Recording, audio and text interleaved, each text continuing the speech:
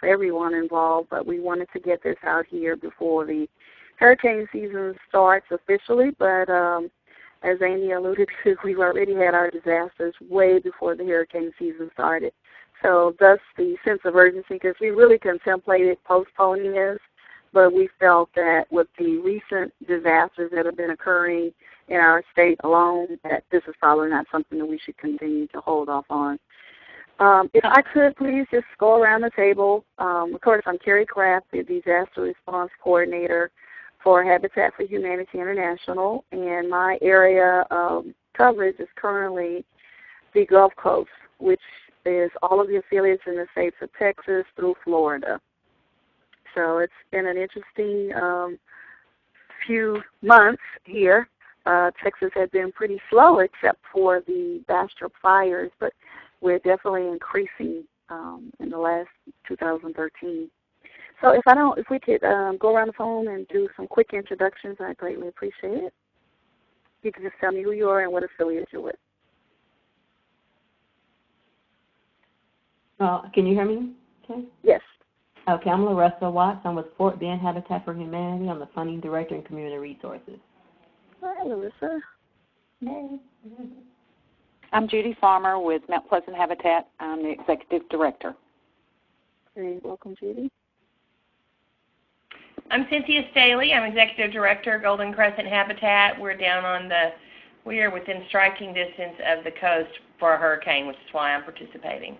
Okay, great. I'm Michelle Kennedy. Hey, Carrie. Hey, I'm Michelle. Operations with Trinity in Fort Worth. I missed you yesterday. I know. Oh, good. We actually have somebody online, too, that can help give us even a better update on Granbury. Anyone else? I'm Amy Parham. I'm with Habitat Texas, and thank you all for coming. I know a lot of people, I've told for our webinars, you can sign up and we'll send you the recording later, even if you can't attend. So there are going to be about 15 people, 15 to 20 people who've registered, and that's a good showing. Okay, great.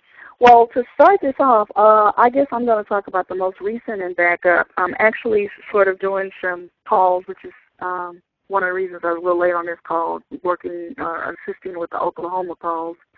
My direct manager actually just left yesterday to be on the ground at the Oklahoma affiliates.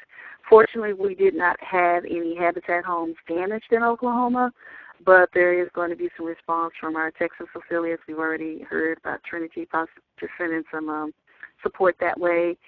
So this is just kind of an example of, just because it's external to Texas, we also want to encourage that support, and Trinity has done an outstanding job of stepping up for us.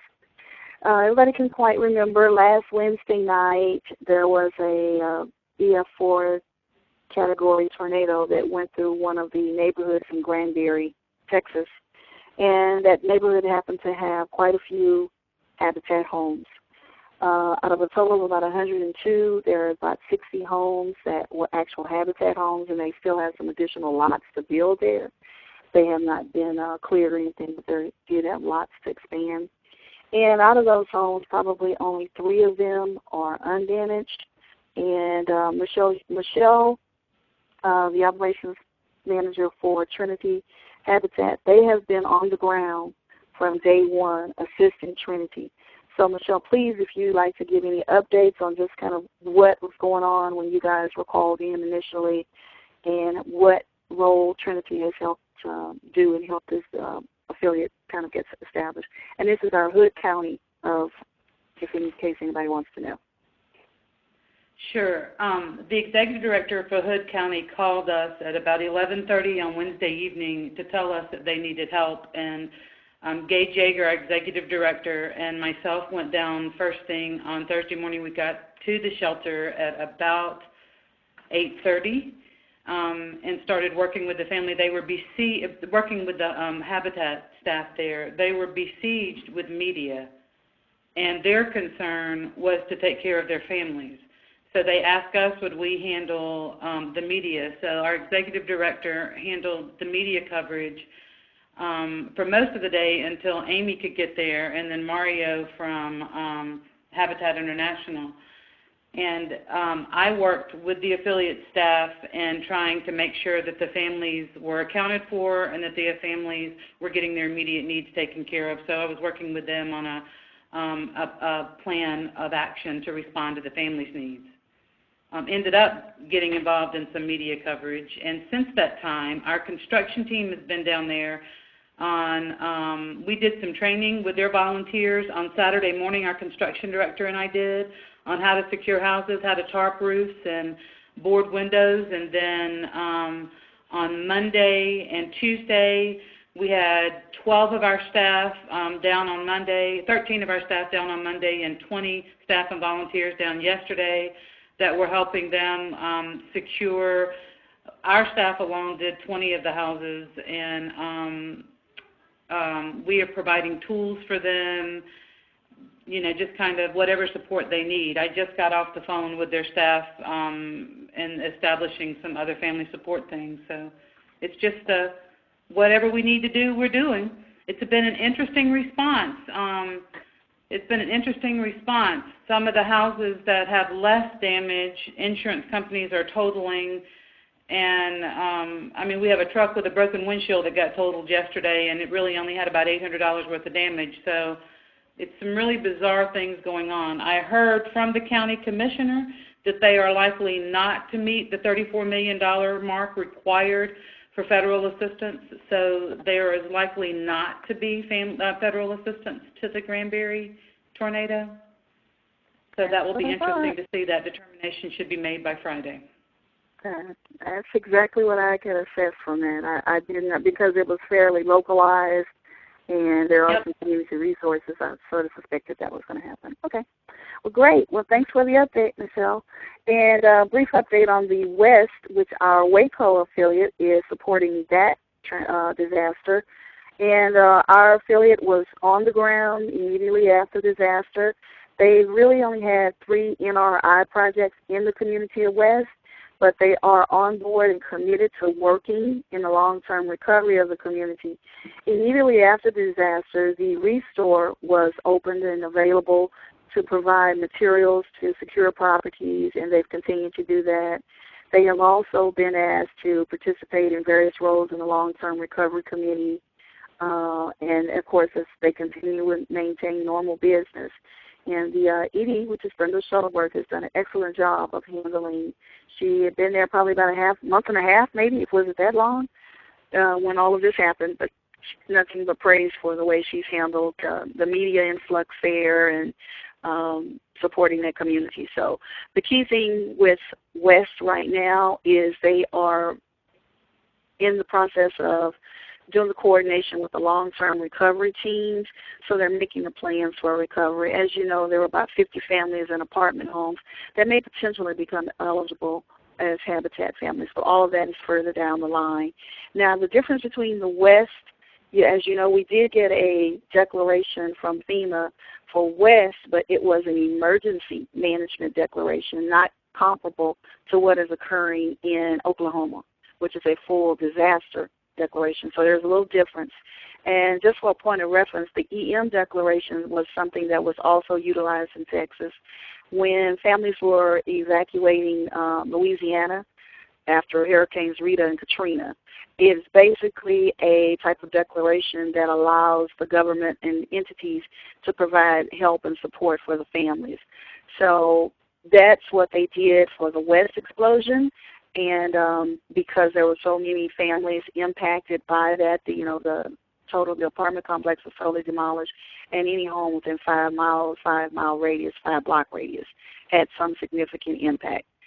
So that is one of the reasons that they went and FEMA added an individual assistance component to the West Emergency Management Declaration. So as Michelle alluded to on the Granbury, I do not think that's going to reach the full disaster level. So it may just be a state run, or it may become an emergency management, but there are no infrastructure damaged in that one. So it's probably just going to be a state level disaster. No infrastructure damage in Granbury? not to the, when they do the infrastructure assessment, it's like if it's something that impacts the entire city. Now, there's infrastructure damage to that community, but not to the entire city. I pretty much think they think that truck in the water tower is damaged to the infrastructure. Well, yeah, and we have to share that picture, Michelle. There, guys, if you could see, there's actually a water tower, or what was a water tower, that serviced the neighborhood. It's just totally flat and with a truck in it. So it's just very interesting damage out there. Okay, so those are the updates. Again, this is pretty informal. Anybody have any questions on those updates or concerns? All right, we'll move forward. All right, first screen, of course, is just our introduction. And the very first slide is this typical slide. We try to explain the cycle of a disaster.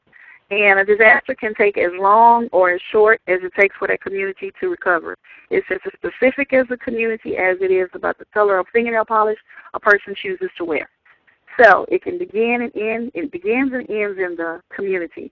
But this is just a quick slide that we use to show you just the kind of the cycles of the disaster. And as you can see, let's just look at, let's use the example of where West is first. The disaster occurred, of course, the fertilizer plant explosion. Then there was a phase that was just rescue. That's also considered our response stage. So in the response stage, there's rescue, relief, and then you start phasing into recovery. And rescue, of course, is an area where we have our first responder teams are coming. This is when your emergency departments come in. And, you know, the thing is to take care of immediate needs. Relief is as well. And as Michelle alluded to, what they help to support Granbury shortly after the disaster, they were basically acting as first responders to those families from Granbury, from Hood County. So now relief is pretty much gone in West, and West is deeply about 2 weeks or 3 weeks out into the recovery phase. And recovery can take as long as 10 years. It can take as short as 3 months, again, depending on the nature and the severity of the damage. As a matter of fact, the Katrina disasters in some communities is still ongoing, and that's been over 5 years. It's been over 8 years, almost 8 years this year. So the constant phase everybody should be in, if you're not, unfortunately, in all of your other phases, is that phase called mitigation and preparedness. And that is the goal of why it's so important to have that plan.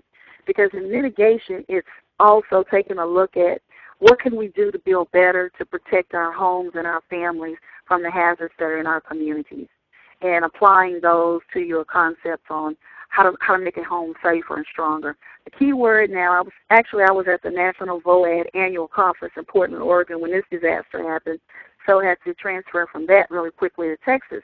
But the key conversations, and I can share this with all of the VOAD partners, which is volunteer organizations active in disasters, everybody is worried about resilience.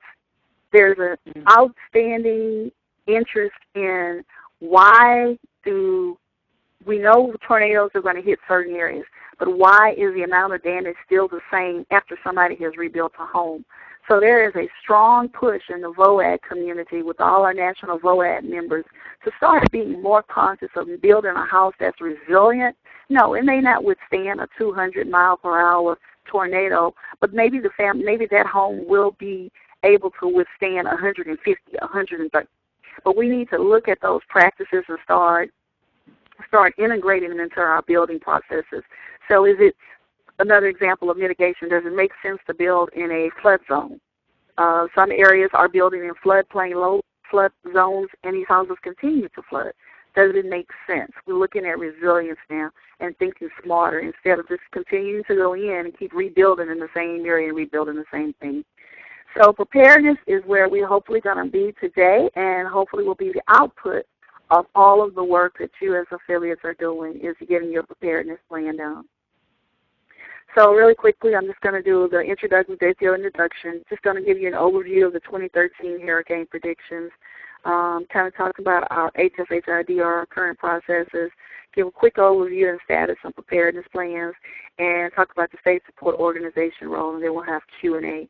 And I just want to say up front, I cannot say enough about the great job that our state support organization, ED, has done in this disaster, as well as the one for West. She has been outstanding, and just kudos to Amy.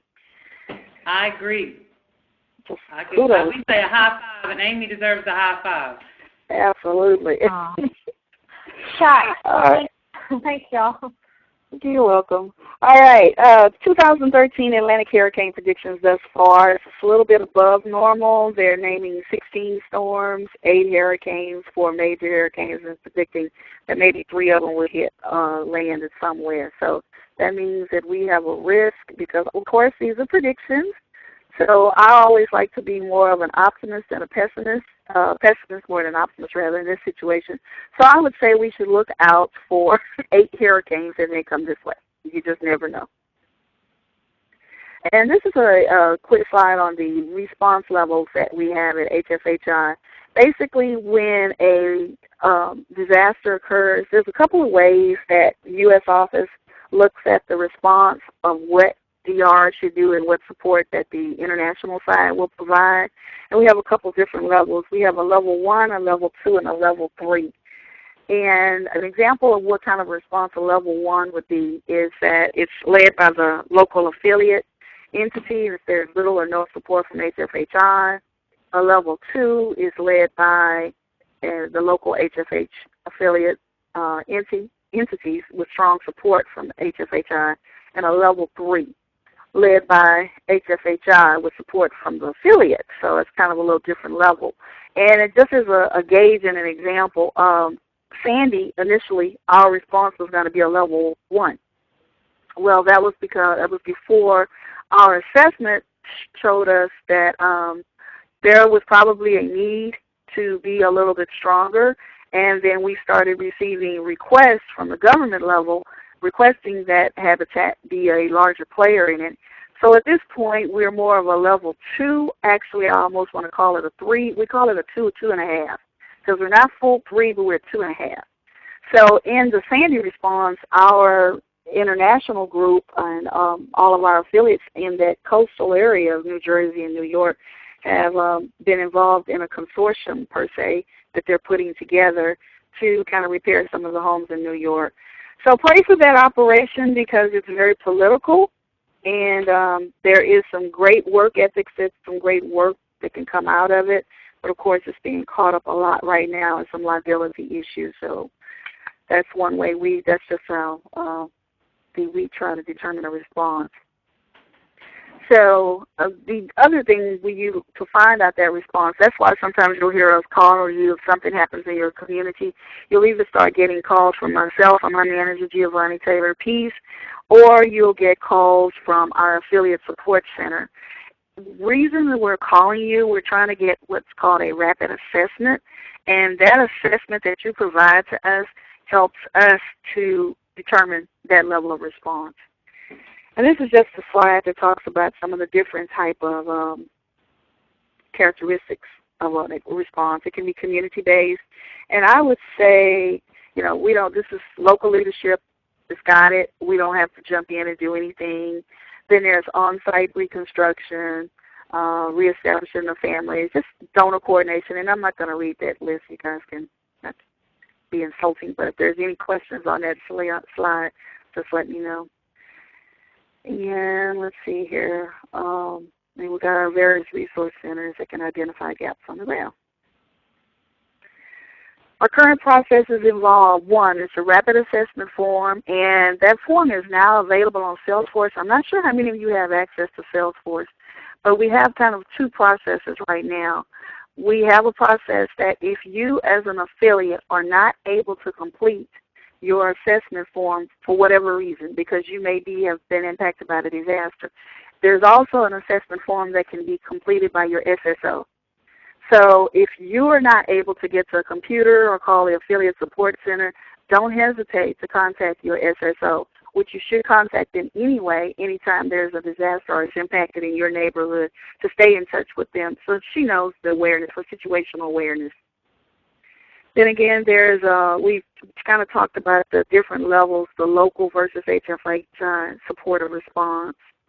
And then there's guidance and support to the affiliates. And the guidance and support can come in many different forms. We have VOAD members, and we'll talk about a group that's on the ground now assisting the Hood County affiliate called All Hands Volunteers Inc., and we've worked with them before. It's a great group of volunteers, more of the post-baby boomers is a good way to say it. Their typical demographic is like 28 to 32 of the members that support it. So, yes. They're children.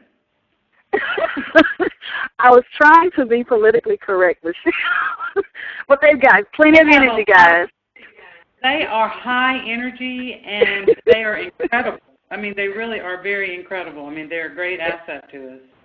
Oh, yes, yeah. They're a great group of guys, gentlemen and young ladies. And then we have our disaster core group, which we'll talk about that a little further down. In the technical support area, that may be the HFHI side, where we provide some ODC assistance to an affiliate. Again, it's all contingent upon the level of response that's determined, and the capacity building, which is also something that the ODC can help you with. This is just a quick slide. This is when voluntary, you'll hear us talk a lot, or you may hear language VOADs. And one of the pushes that I've been working on is trying to get our affiliates throughout the state of Texas engaged in the volunteer organizations active in disaster in your community. Like, for example, in Welcome, we've got our Fort Bend Habitat for Humanity affiliate on board. They are now part of the Texas Gulf Coast Regional VOAD group, and they have been attending meetings, so they'll be a big player in learning more about what's going on in the community. But the group was basically founded in 1970 after the Hurricane Camille struck the Gulf Coast in 1969. So we, I kind of like to say, so is Texas proud? So Texas probably has, been in it probably a lot longer involved. But actually the long-term recovery committee chairman his name is Harvey Howell, and he's out of San Antonio. So we have some great resources within our Texas VOAD if we ever need to reach out. And Amy also has some great connections with the Texas VOAD board, and she actually reached out to the Texas VOAD group, and they came, and actually she was responsible for the very first meeting amongst response partners that were there in Granbury. So, as I say, kudos to Amy. Mm-hmm. So the organization has over 50 members, probably more than that now. And they focus on all stages of the response. So you got a group of them that come in and provide, help out with preparedness, relief, response, recovery, and mitigation. And they are, you probably heard, I don't know if anybody had a chance to see Administrator Fugate's interview yesterday on CNN, and the main thing he said was, we need those VOAD organizations per se. Thank you for coming in to do what we have to do. And this community will be able to, recover because of the support from those teams, and thanking them. And actually at was it last year? There was a planning meeting, I think, last year in D.C. He met with the VOAD group, the national VOAD members, and basically thanked us for being on board, and basically just said, it's because of you that we can do what we can do, because FEMA can't do it all. And they are able to partner with the VOAD groups and make sure our family is taken care of.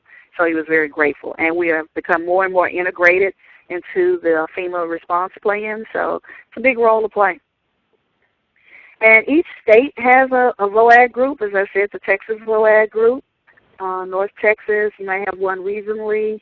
So I'm more than willing to help you find out who your VOAD groups are, myself or Amy.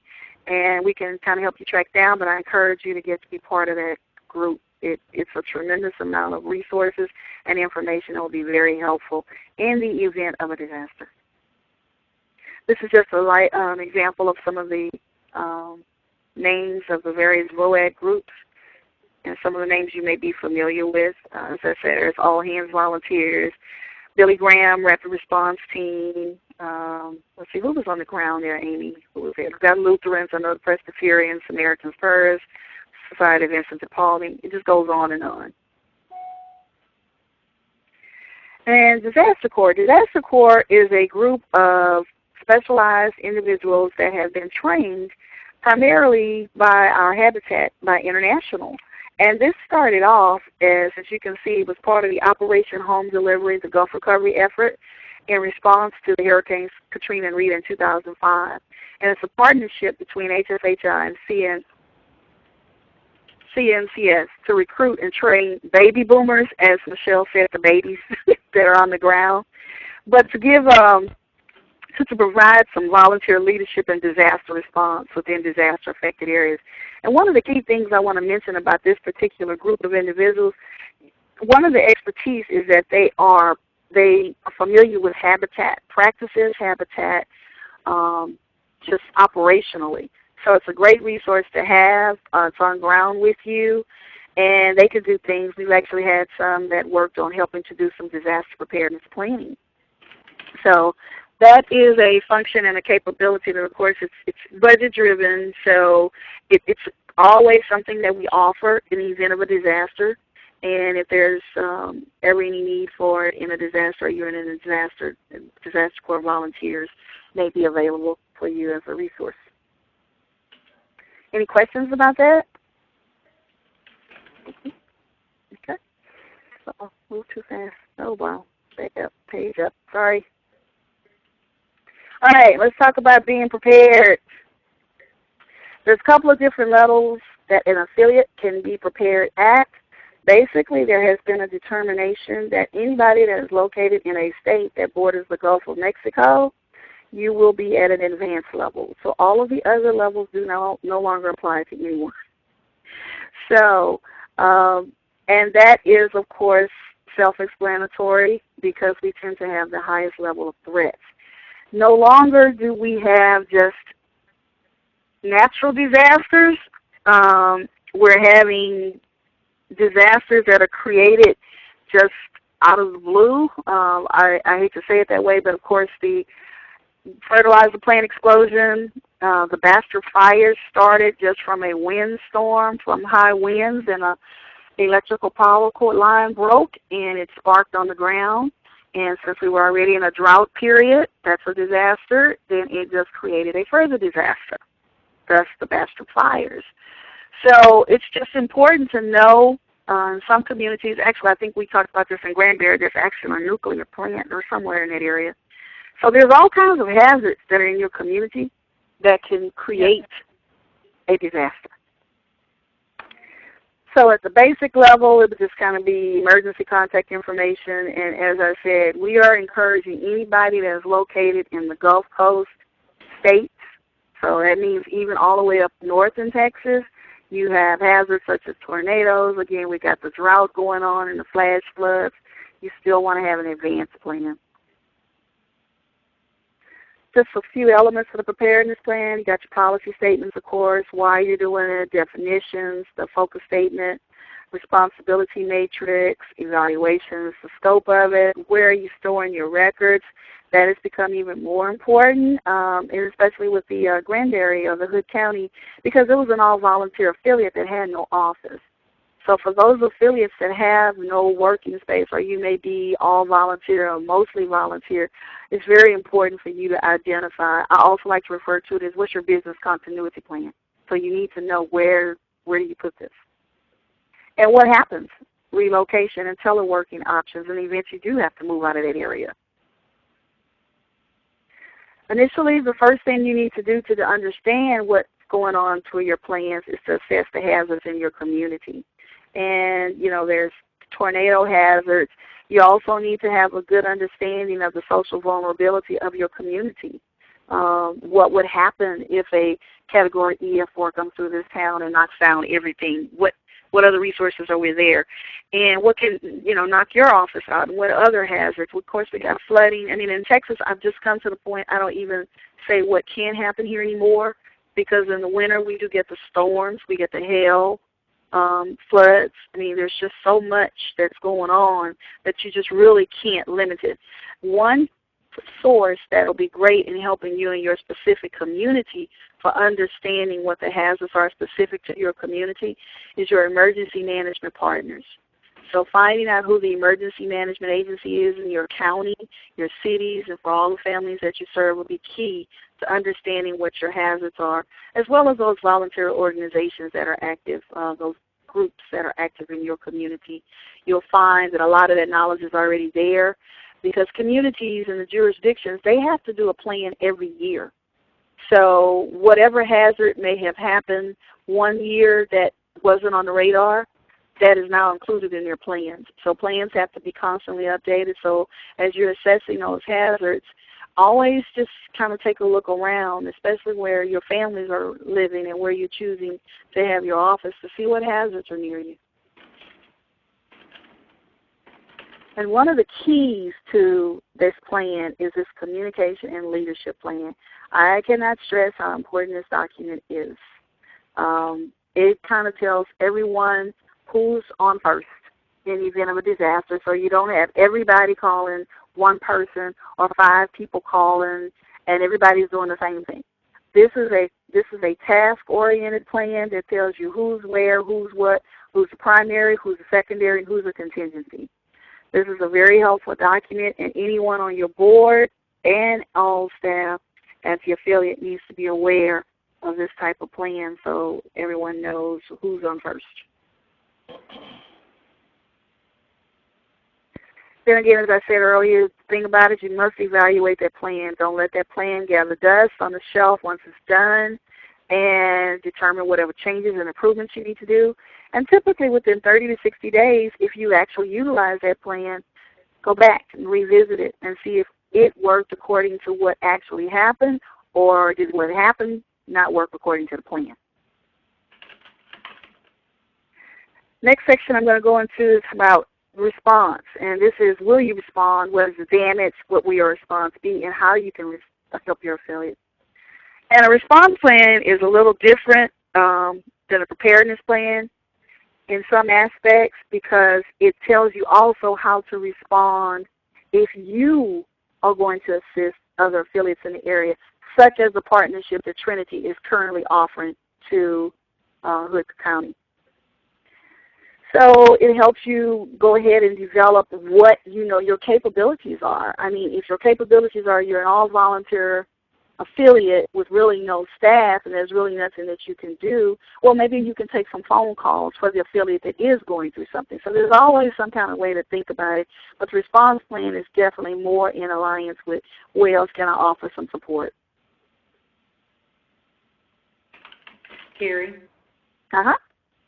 A perfect example of that is Collin County Habitat is going into Frisco to receive a check for Hood County this weekend, or today, Wow. because nobody could get up there and do it. They called us, we called that affiliate up there, and they're going to go pick up a check at a presentation for them. Wow. It's a real simple classic, way an yeah. affiliate can help another affiliate. Yeah. That's it. Yeah, it's not always having boots on the ground. Like we're very fortunate that the Hood County affiliate has the Trinity affiliate, which is fairly large, as well as the Dallas affiliate in the area of the support. But for some that may be a little more geographically isolated, this is an opportunity to know that you're not alone. You've got affiliates throughout the state that are there to stand by you and willing to assist. Carrie, where can I download this PowerPoint from? Is it on My Habitat? Actually, no, I have it. It's mine. Oh, are you online? Are you sharing? Can you see it? Yes. Yeah, I can send it to you guys. I'll send it to Amy after the meeting so she can distribute it accordingly. Thank you. I'm really interested in the plan, the components of the plans, and I need to just kind of compare it to what we have in our disaster plan right now.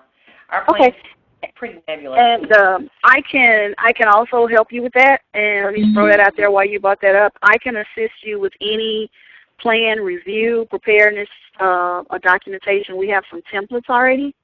And I'll be glad to help you with those resources as well as some examples. We actually have a really great, thorough plan from, and I'll just talk about the Texas plans that I have so far online, from Northwest Harris County.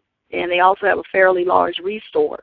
So their plan is very comprehensive. Great. If we could look at, if I could look at that, our restore is not that big, but it's a super important part of our sustainability, sustainable income plan. Absolutely. Carrie. Okay.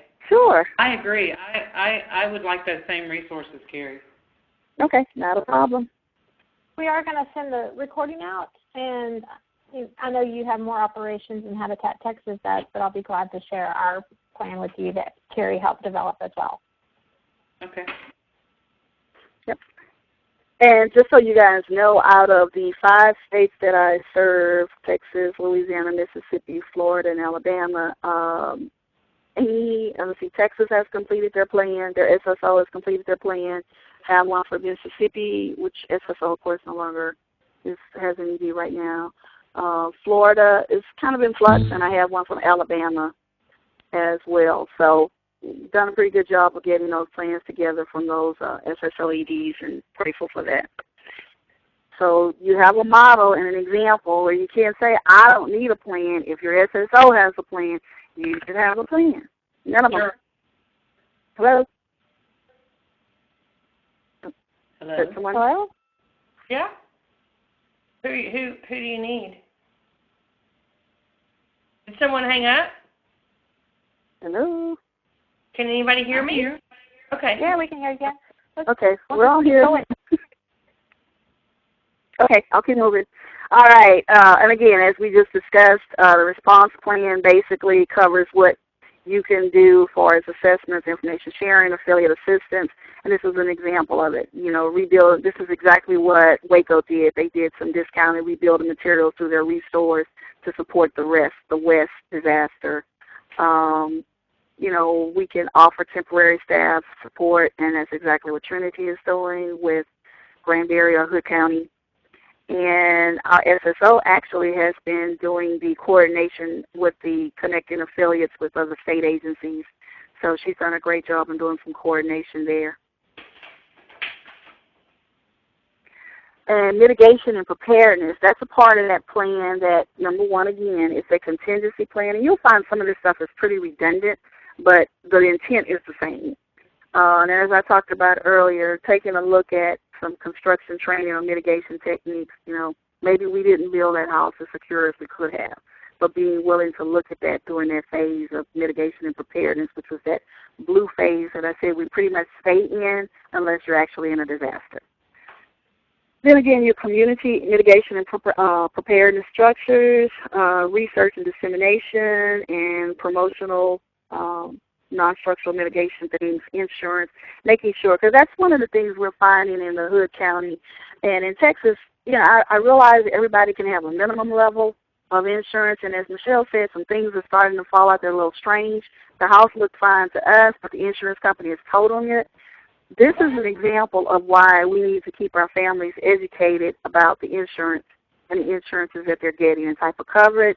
So it's important for you as an affiliate to also understand how insurance works, and especially those along the Gulf Coast with that wind insurance thing that's probably bankrupt the last time I read about. Yeah. Yeah, it's pretty much gone. But it was nice while it lasted for some. But just those are things that you need to be prepared about. And just let me give you a quick update on the hurricane kit thing. Actually, there was a gentleman that used to that was doing some of the training for the Fort Bend Habitat for Humanity families when they got homes. He would do like a little workshop with them on preparedness, and actually part of his overview and presentation was to provide them like with a disaster kit. So we have been talking with him, just kind of looking to see what he can offer. Of course, he is a consultant, so there would be a fee involved, but I have been working with him to get a better understanding of his program and what he can offer. So as I refine that communication, I'll definitely share the guide with everyone so that if it's something or somebody, you may want to get in touch with him. And his father is actually a construction manager for Fort Bend Habitat. So they're very familiar with Habitat families and their needs. In the relief phase, some examples, and Michelle gave the perfect example. Right now, they came in, they're helping with the site debris cleanup, materials for working, and family casework. So that's just an example of what you as an affiliate can contribute during the relief phase. And then the recovery phase, again, this is where it gets a little more intense. Again, volunteer mobilization. And currently, All Hands Volunteers has been on the ground and has done an excellent job in helping to coordinate the community and get those resources in Granbury. There have been so many requests for people wanting to be involved, but there's just too much going on out there. So they have stepped in and stepped up with the assistance of Trinity, and they are now handling the volunteer mobilization process out there.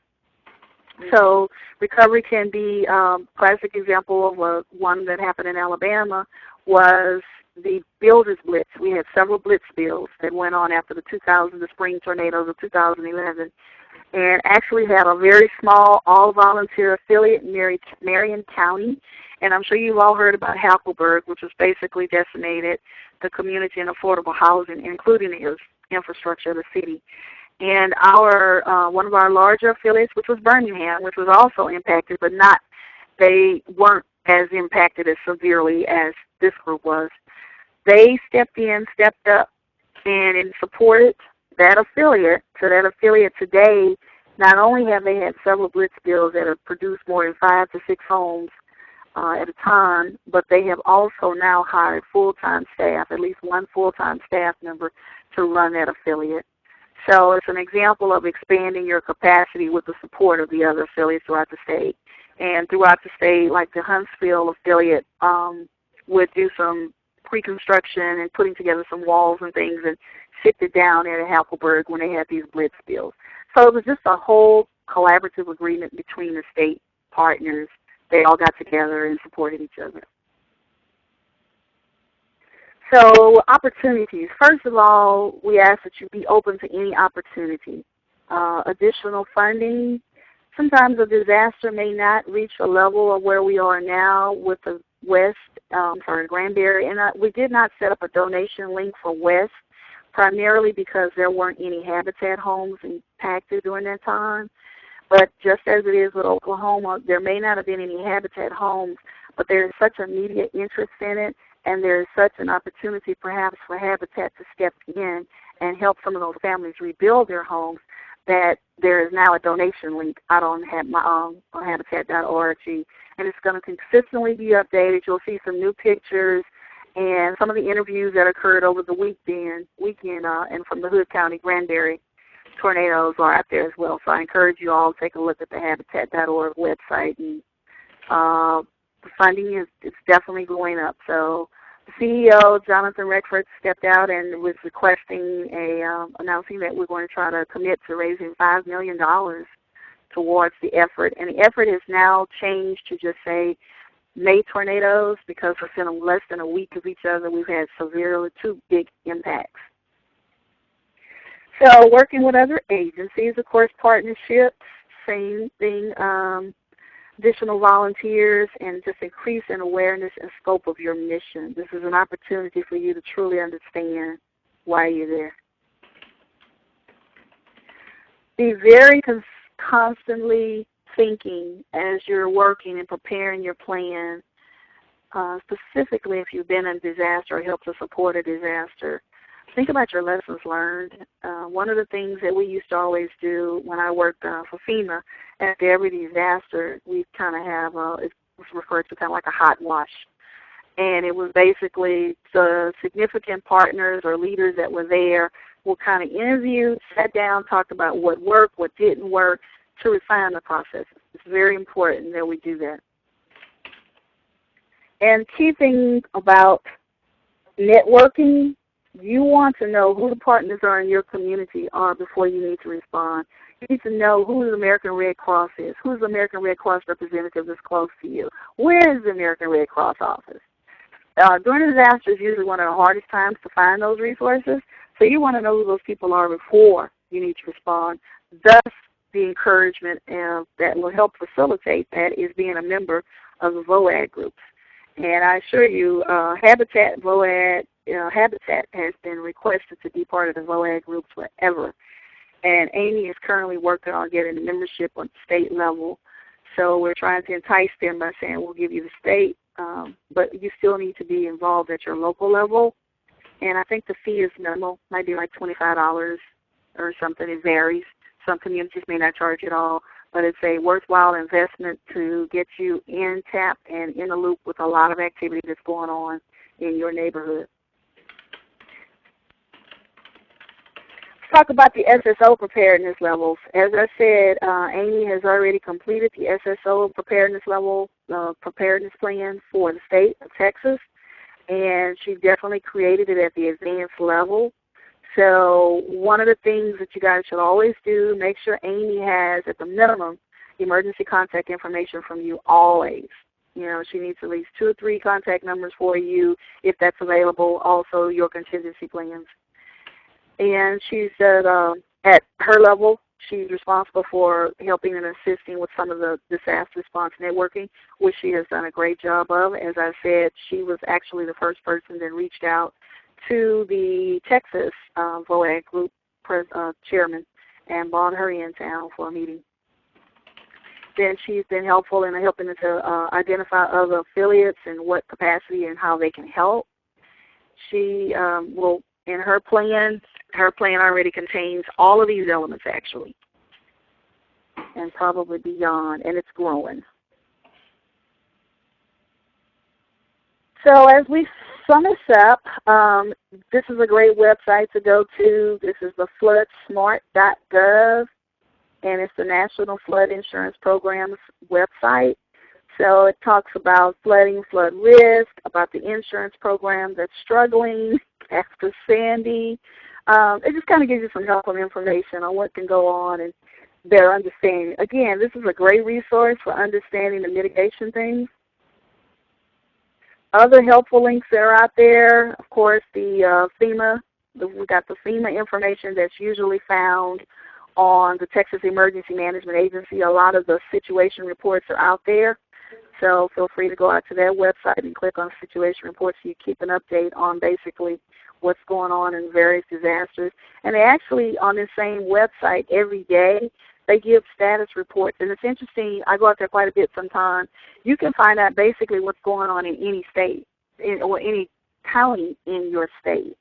And it's split up in regions, but it's an interesting little tool to help you kind of get familiar with the language and also to familiarize yourself with the reporting style that's used during emergency management. And there is sort of a different style of communicating, so it may confuse some and it may frustrate some, which again, I go back to the VOAG groups. At the VOAG groups, a lot of times emergency management agencies come in and talk to your groups. So when a disaster happens, they're familiar with the command structure that's there for a disaster. So it's not like, well, who's my president? That's not the language in a disaster. It's who's my command chief, who's this, who's my logistics chief, who's my operations chief. So it helps you get familiar with that lingo in the event that you have to be part of a disaster. Then again, Facebook, we've got various ways, different operations to be on Facebook, and actually I think that's my Florida content. And National Weather Service is, of course, an excellent resource to follow in the event of a storm that may be headed this way. And one of the things about Texas, even though most of the most powerful hurricanes come at us from the Atlantic, believe it or not, there's some that come from the Pacific. So we try to keep watch over all of them, and that's where NOAA captures both sides of the coast. So you can see what's coming at you from the Atlantic, Pacific, as well as probably what's happening internationally. Are there any questions? All right, and as I said, I'm definitely here available as a resource to assist everyone with the preparedness of your plans, review and assessment of it. I'm gladly to give you some feedback. I will send to Amy a copy of some links to some examples that are out on My Habitat, where we've got plenty of resources. We do some things like post-disaster, one of the things that, as I mentioned earlier, a little reason I was late, we have some calls that we make, which are U.S. Disaster Response Coordination calls. So again, depending on the assessment and the severity of the disaster, but the U.S. coordination calls is when several of the combined organizations within international get together with disaster response, and we kind of talk about the plan and the strategy of how we can support and what could be done. And when I say other organizations, there'll be someone on the line, usually from Partner Services, Affiliate Support Center, maybe NRI, of course our VP of Operations, the directors.